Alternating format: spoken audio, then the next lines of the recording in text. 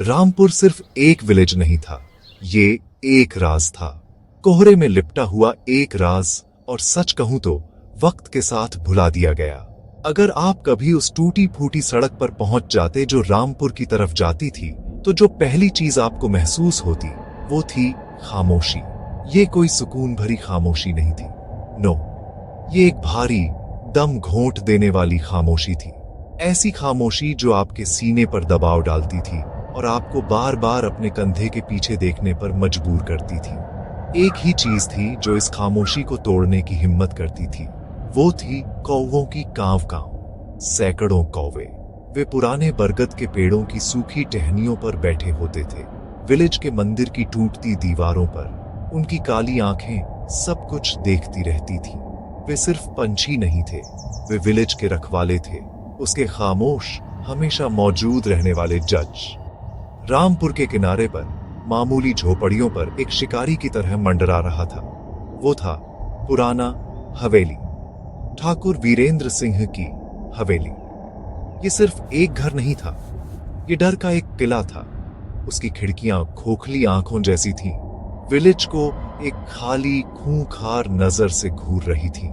Village वाले इसके बारे में फुसफुसाते हुए बात करते थे। उनकी आवाजों में कई पीढ़ियों का डर घुला हुआ था। वे कहते थे कि हवेली को भूख लगी है, एक ऐसी प्यास जो कभी बुझ नहीं सकती। वे कहते थे कि अंधेरी रातों में उसके बंद कमरों से चीखें सुनाई देती थीं, ऐसी चीखें जिन्हें हवा सुबह होने से पहले ही उड़ा ले जाती थी। लेकिन कौवे वे कभी नहीं जाते थे, वे बस देखते रहते थे और इंतजार करते थे।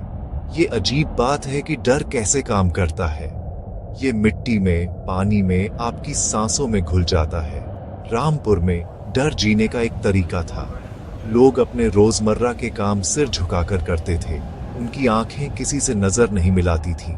वे हवेली से बचते थे, वे ठाकुर के आदमियों से बचते थे, और सबसे ज्यादा वे उन अजीब थिंगों के बारे में बात करने से बचते थे जो होती थी। अचानक गायब हो जाना, दबा दिए गए हाथ से। सबको पता था, लेकिन कोई कुछ नहीं बोलता था। बोलने का मतलब था मुसीबत को दावत देना, और रामपुर में मुसीबत का एक नाम था, वीरेंद्र सिंह। वो इस खामोश सल्तनत का राजा था, और उसके कौवे उसके जासूस थे। उसकी खामोश सेना हर छत पर बैठी थी। रामपुर का माहौल अंधविश्वास और अनकही कहानियों से भरा हुआ था। एक बूढ़ी औरत ने एक बार मुझसे कहा था कि कौवे उन लोगों की सोलों को ढोते हैं जिनके साथ अन्याय हुआ है। उसने कहा था कि वे बदले का इंतजार कर रहे थे, एक ऐसे दिन का जब इंसाफ का पलड़ा बराबर हो जाएगा। उस वक्त मैंने सोचा था कि ये बस एक बूढ़े दिमाग की बड़बड़ाहट है। लेकिन रामपुर जैसी जगह पर, जहां हकीकत अक्सर कल्पना से ज्यादा अजीब होती है, आप सुनना सीख जाते हैं। आप सीखते हैं कि हर परछाई में एक कहानी होती है, और कौवे की हर कांव कांव एक ऐसी भाषा का शब्द है जिसे आप समझना नहीं चाहते। विलेज एक प्रेशर कुकर था, सीक्रेटों और नफरतों से उबल रहा था, बस सही वक्त का इंतजार कर रहा था कि कब फटेगा। इस अंधेरे की दुनिया में सिया आई। वह तूफानी बादल को चीरती हुई सूरज की एक किरण जैसी थी, जवान, होशियार और एक ऐसी उम्मीद से भरी हुई जिसे रामपुर बहुत पहले भूल चुका था। वह शहर में अपनी पढ़ाई पूरी करने के बाद अपने विलेज वापस आई थी, एक आसान सपने के साथ, विलेज के बच्चों को पढ़ाना, उन्हें घुटन भरी खामोशी से परे एक जिंदगी जीने का मौका देना। उसने विलेज के कम्युनिटी हॉल में एक छोटा सा स्कूल शुरू किया, एक कमरा जिसे उसने चार्ट्स, किताबों और हंसी की आवाज से भर दिया। सालों में पहली बार रामपुर का एक हिस्सा जिंदा महसूस कर रहा था, सामान्य महसूस कर रहा था। बच्चे उसे बहुत पसंद करते थे। वह सिर्फ उनकी टीचर नहीं थी, वह एक ऐसी दुनिया की खिड़की थी जिसका उन्होंने सिर्फ सपना देखा था। लेकिन रोशनी अंधेरे को अपनी तरफ खींचती है, और रामपुर में सारा अंधेरा ठाकुर वीरेंद्र सिंह तक जाता था। वह एक ऐसा आदमी था जो घमंड और क्रूरता से बना था। वह विलेज को अपना घर नहीं बल्कि अपनी प्रॉपर्टी मानता था, और उसके लोगों को अपनी प्रजा। जब उसने पहली बार सिया को देखा तो उसने एक टीचर या उम्मीद की किरण नहीं देखी। उसने कुछ ऐसा देखा जिसे वह पाना चाहता था, जीतना चाहता था, तोड़ना चाहता था। उसने स्कूल आना शुरू कर दिया। उसकी महंगी जीप धूल उड़ाती हुई आती, उसके हथियार बंद गुंडे उसके वफादार कुत्तों की तरह उसके अगल बगल चलते। वह क्लासरूम के पीछे खड़ा रहता, उसकी ठंडी आंखें सिया पर टिकी रहती, उसके होठों पर एक शिकारी मुस्कान खेलती रहती। उसकी मौजूदगी एक उल्लंघन थी। उसने जो पवित्र जगह बनाई थी उस पर एक धब्बा। सिया बेवकूफ नहीं थी। वह ताकत और डर की भाषा समझती थी, जिसे वीरेंद्र धारा प्रवाह बोलता था। वह अपनी नजर को अपने ऊपर एक शारीरिक स्पर्श की तरह महसूस करती थी, ठंडा और अनचाहा। जब भी उसकी जीप विलेज के चौक में आती, उसके पेट में डर की गांठ कस जाती थी। ठाकुर साहब, बच्चे पढ़ाई कर रहे हैं, वह कहती। उसकी आवाज स्थिर, लेकिन हाथ थोड़े कांप रहे होते। अच्छा है, वह जवाब देता। उसकी आंखें कभी उससे हटती। नो, उन्हें सीखना चाहिए। और तुम, मास्टर जी, तुम्हें बहुत कुछ सिखाना है। शब्द आसान थे, लेकिन उनके पीछे का मतलब एक धमकी थी, एक काला वादा जो उसकी रीढ़ में सिहरन पैदा कर देता था। विलेज वालों ने भी इसे देखा। वे अपने बच्चों को पास खींच लेते और जल्दी से चले जाते। उनके चेहरे एक जाने पहचाने डर से पीले पड़े होते। बच्चे, जितने मासूम थे, बदलाव को महसूस कर सकते थे। स्कूल में हंसी थोड़ी धीमी हो गई थी। खुशी में अब चिंता की मिलावट थी। सिया ने उन्हें बचाने की पूरी कोशिश की, सीखने और उम्मीद की दुनिया को बनाए रखने की, जो उसने बनाई थी। लेकिन हर दिन हवेली की परछाई लंबी होती जा रही थी, अपनी अधेरी उंगलियों को उसके छोटे से स्कूल की तरफ बढ़ा रही थी। वह होशियार थी, हाँ, लेकिन वह अकेली भी थी। एक ऐसे विलेज में जहां खामोशी ही जिंदा रहने का तरीका था, वह हिम्मत की अकेली आवाज थी। और वीरेंद्र सिंह एक ऐसा आदमी था जो आवाजों को खामोश करने में माहिर था। टकराव लाजमी था। ये रामपुर जितनी ही पुरानी कहानी थी, जालिम और वह जिसने उसे चुनौती देने की हिम्मत की। दावत एक अंधेरी, बिना तारों वाली रात को आई। वीरेंद्र के आदमियों में से एक, कल्लू नाम का एक बेरहम गुंडा, यह पैगाम लेकर आया। ठाकुर साहब ने आपको हवेली बुलाया है। वह स्कूल के लिए दान की बात करना चाहते हैं। शब्द खोखले लग रहे थे। एक ऐसा झूठ जो इतना पतला था कि आप उसके आर पार सच देख सकते थे। सिया का दिल तेज धड़क रहा था। हवेली जाना है इस वक्त? ये तो मौत की सजा थी। मैं सुबह आऊंगी, उसने कहा। उसकी आवाज मुश्किल से सुनाई दे रही थी। कल्लू हंसा, एक कर्कश, घिनौनी आवाज। ठाकुर साहब इंतजार करना पसंद नहीं करते, मास्टर जी। कोई चारा नहीं था। मना करने का मतलब था अपने दरवाजे पर हिंसा को बुलाना। एक आने वाले खातरे के एहसास के साथ वह उसके पीछे अंधेरे में चली, हवेली के खुले मुंह की तरफ। जैसे ही वह अंदर कदम रखी, भारी लकड़ी के दरवाजे उसके पीछे धड़ाम से बंद हो गए। आवाज ऐसी गूंजी जैसे ताबूत का ढक्कन बंद हो रहा हो। हवा ठंडी और बासी थी, धूल और सड़न की बू से भरी हुई थी। वीरेंद्र सिंह उसका इंतजार कर रहा था ग्रैंड हॉल में। उसके हाथ में व्हिस्की का गिलास था। उसके दो सबसे भरोसेमंद आदमी, कल्लू और जग्गी, उसके पीछे बुराई की मूर्तियों की तरह खड़े थे। बहाना खत्म हो चुका था। उसकी आंखें कच्ची, शिकारी भूख से भरी हुई थी। स्वागत है मास्टर जी, वह लड़खड़ाते हुए बोला। उसकी आवाज में जहर घुला हुआ था। मुझे पता था कि तुम आओगी। मुझे हमेशा वही मिलता है जो मैं चाहता हूँ। सिया अपनी जगह पर खड़ी रही। उसका डर उसके पेट में ठंडी आग की तरह था। आपको क्या चाहिए ठाकुर? उसने पूछा। उसकी आवाज कांप रही थी, लेकिन उसमें चुनौती थी। उसकी हंसी उस विशाल हॉल में गूंज उठी, ऐसी आवाज जिसमें कोई गर्माहट या इंसानियत नहीं थी। उसने अपनी ताकत, विलेज पर अपने मालिकाना हक और उसे भी अपना बनाने की अपनी इच्छा के बारे में बात की। उसने उसकी चुनौती को साहस नहीं, बल्कि अपने अधिकार के लिए एक चुनौती समझा। एक ऐसी अपमानजनक बात जिसे सजा मिलनी थी। जब उसने उसकी बात नहीं मानी, तो उसका चेहरा शुद्ध गुस्से से भर गया। तुमने मुझे ना कहने की हिम्मत की? वह दहाड़ा। उसकी आवाज ऊंची छतों से टकराकर वापस आ रही थी। मेरे ही घर में। वह उस पर झपटा और उसके आदमी उसके पीछे आ गए। आगे जो हुआ वह क्रूरता का एक बुरा सपना था। हवेली के अंधेरे दिल में बजाई गई क्रूरता की एक सिम्फनी। उसकी चीखें मोटी पत्थर की दीवारों में समा गईं। डर में सो रहे विलेज ने उन्हें नहीं सुना। अपने आखिरी पलों में जैसे ही उसकी जिंदगी दम तोड़ रही थी, सिया की आंखें खुली खिड़की पर टिकी थीं। एक अकेला कौवा खिड़की पर बैठा था। उसका सिर झुका हुआ था। उसकी छोटी काली आंख कमरे के अंदर की दहशत को दर्शा रही थी। उसने कोई आवाज नहीं की। वह बस देखता रहा। जैसे ही उसकी आखिरी सांस उसके शरीर से निकली, कौवे ने एक अकेली तीखी काव काव की जो रात को चीरती हुई निकल गई। यह एक पक्षी की आवाज नहीं थी, बल्कि उसके शरीर से निकली एक आत्मा की चीख थी। बदले का एक वादा जो खालीपन में गूंज रहा था। वीरेंद्र और उसके आदमी अपना घिनौना काम पूरा करके बस हंसे और उसके शरीर को हवेली के पीछे के पुराने सूखे कुएं में फेंकने का आदेश दिया। उन्हें लगा कि उन्होंने उसे हमेशा के लिए खामोश कर दिया है। वे गलत थे। जिस रात सिया की मौत हुई, रामपुर में कुछ बदल गया। खामोशी और गहरी और भारी हो गई, जैसे विलेज खुद मातम में अपनी सांसें रोक रहा हो। अगली सुबह हवेली पर एक अजीब सी शांति छा गई, लेकिन यह तूफान से पहले की शांति थी। जग्गी, उन आदमियों में से एक जिसने उस भयानक अपराध में हिस्सा लिया था, उसे सबसे पहले इसका एहसास हुआ। जैसे ही वह आंगन से गुजरा, उसने देखा कि कौवे अलग थे।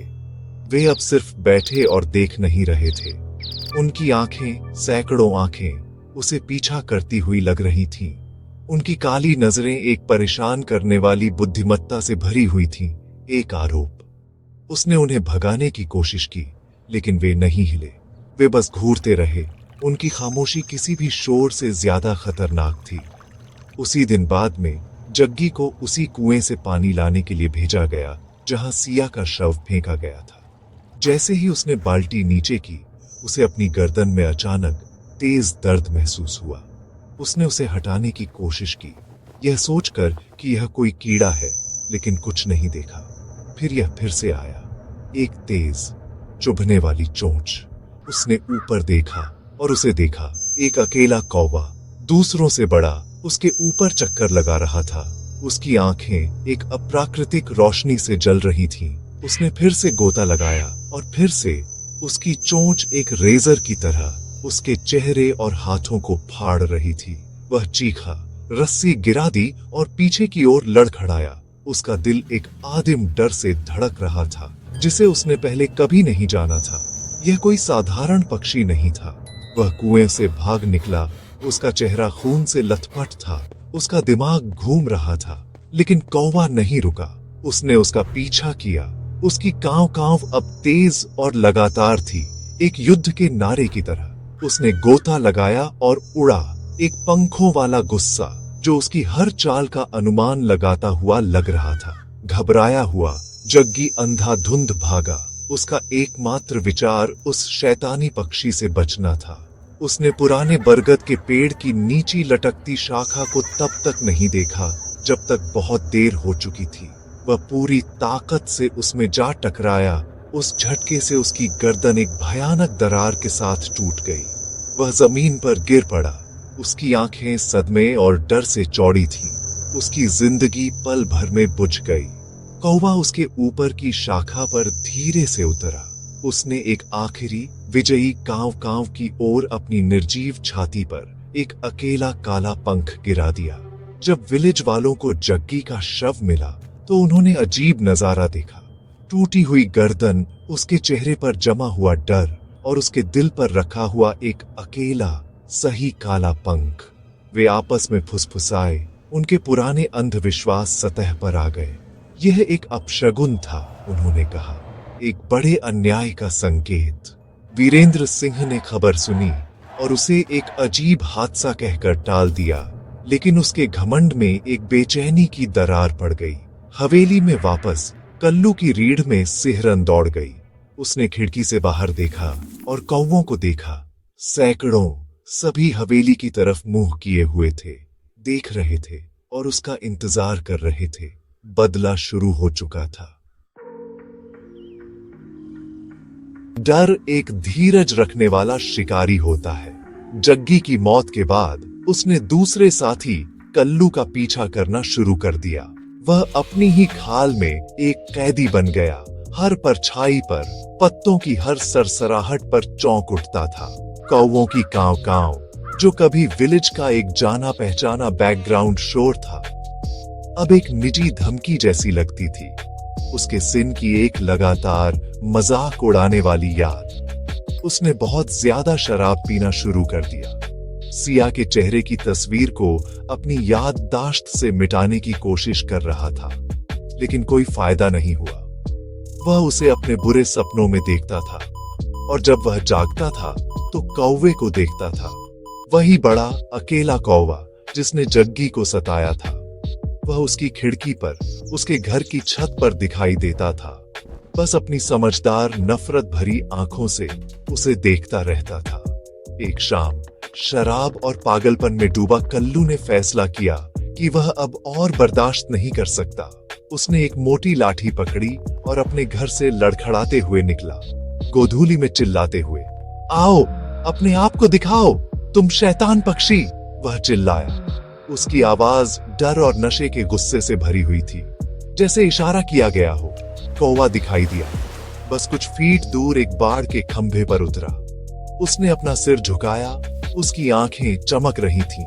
कल्लू उस पर झपटा, लाठी को बेतरतीब ढंग से घुमाते हुए, लेकिन कौवा बहुत तेज था, बहुत होशियार। उसने आसानी से उसके बेतरतीब हमलों से बचते हुए तेज कांव कांव की आवाजें निकाली, जो इंसानी हंसी जैसी लगती थीं, सिया की हंसी जैसी। वह उससे खेल रहा था, उसे विलेज की संकरी घुमावदार गलियों से होते हुए एक पीछा करने पर मजबूर कर रहा था। पीछा उसे विलेज के सुनसान हिस्से में ले गया, पुराने टूटते हुए मंदिर के पास। कौवा ऊपर उड़ गया और मंदिर के टूटे हुए शिखर पर जा बैठा। उसे नीचे देख रहा था। गुस्से में अंधा कल्लू कमजोर, काई लगी संरचना पर चढ़ने लगा। उस पक्षी को मारने के लिए दृढ़ था जो उसे सता रहा था। विलेज वालों ने उसे देखा तो चेतावनी दी, लेकिन उसने नहीं सुना। वह एक ऐसा आदमी था जिस पर भूत सवार था। जैसे ही वह ऊपर पहुंचा, उसका हाथ कौवे को पकड़ने के लिए बढ़ा। पक्षी बस एक तरफ कूद गया। कल्लू का वजन पुरानी पत्थरों के लिए बहुत ज्यादा था। एक जोरदार कराहट के साथ संरचना ढह गई। वह चीखा, एक लंबी डरावनी चीख। जैसे ही वह जमीन पर गिरा, मंदिर के दरवाजे पर लगे जंग लगे लोहे के त्रिशूल पर जा गिरा। जैसे ही कल्लू ने अपनी आखिरी घुरघुराती सांस ली, कौवा शिखर से नीचे उतरा। वह उसके शव के बगल में धीरे से उतरा, भयभीत विलेज वालों की बढ़ती भीड़ को अनदेखा करते हुए। उसने अपना सिर झुकाया और कल्लू के खून से सने माथे पर एक अकेला काला पंख धीरे से रखा।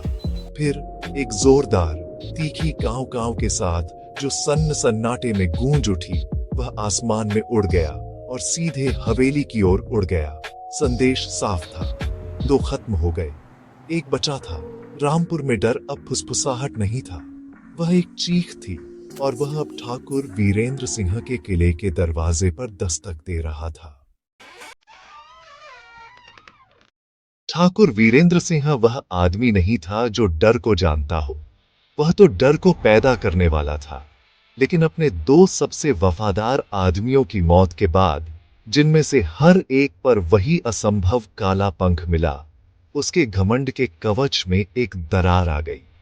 उसने खुद को हवेली के अंदर बंद कर लिया, अपने चारों ओर हथियार बंद गार्ड लगा ली।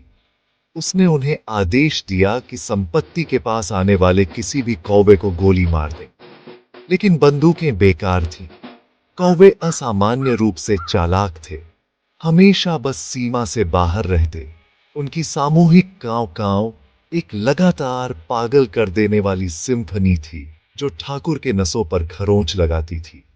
वह खा नहीं पाता था, सो नहीं पाता था, हर परछाई एक औरत का रूप लेती हुई लगती थी। हवा का हर झोंका सिया की फुसफुसाहट जैसा लगता था। उसने पड़ोसी कस्बों से पुजारियों और तांत्रिकों को बुलाया। उस अलौकिक शक्ति से लड़ने के लिए बेताब था जो उस पर हावी हो रही थी। उन्होंने अनुष्ठान किए, मंत्र जपे और हवेली के दरवाजों पर पवित्र धागे बांधे। एक दिन के लिए कौवे गायब हो गए। वीरेंद्र को थोड़ी राहत मिली। वह हंसा, खुद को यह समझाते हुए कि वह जीत गया है, कि उसकी शक्ति सोलों की दुनिया तक भी फैली हुई है। उस रात उसने अपनी जीत का जश्न मनाने के लिए खुद को शराब में डुबो दिया और ऊपर की मंजिल पर अपने शानदार बेडरूम में सो गया। लेकिन खामोशी एक जाल थी। आत्मा बस अंतिम कार्य के लिए अपनी ताकत जुटा रही थी। रात के अंधेरे में वीरेंद्र चौंक कर उठा। कमरा बहुत ठंडा था। वह उठकर बैठा, उसका सिर दर्द कर रहा था और उसने देखा कि जिस बड़ी खिड़की को उसने कील से बंद करने का आदेश दिया था वह खुली थी और खिड़की पर हल्की चांदनी के खिलाफ परछाई में कौवा बैठा था। वह जितना याद था उससे बड़ा था। उसकी आकृति चमकती और बदलती हुई लग रही थी, लगभग एक पल के लिए एक इंसान जैसी आकृति ले रही थी। उसकी आंखें किसी पक्षी की आंखें नहीं थीं, वे सिया की आंखें थीं, शुद्ध नफरत की एक अपवित्र आग से जल रही थीं। वीरेंद्र चीखा, अपनी बिस्तर के पास रखी बंदूक के लिए हाथ पैर मारते हुए, लेकिन उसके हाथ बहुत कांप रहे थे। कौवे ने एक कांव कांव की और यह किसी पक्षी की आवाज नहीं थी, यह सिया की आवाज थी, विकृत और भयानक, उसका नाम पुकार रही थी। घबराहट ने उसकी सैनिटी का आखिरी टुकड़ा भी मिटा दिया। वह कमरे से भागा, अपने ही घर के अंधेरे खामोश गलियारों से भागता हुआ, लेकिन कोई बच नहीं सकता था।